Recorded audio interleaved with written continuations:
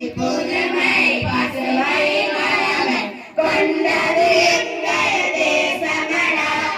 இமயம் முதலாய் குமரி வரை தொன்மை மாறா தேசமடா.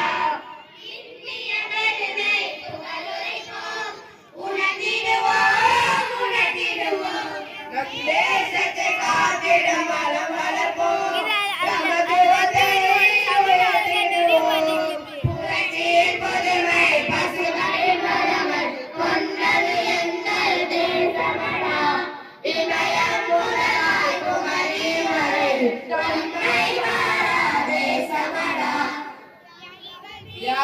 வீரமே ரத்தத்தின் வீரமே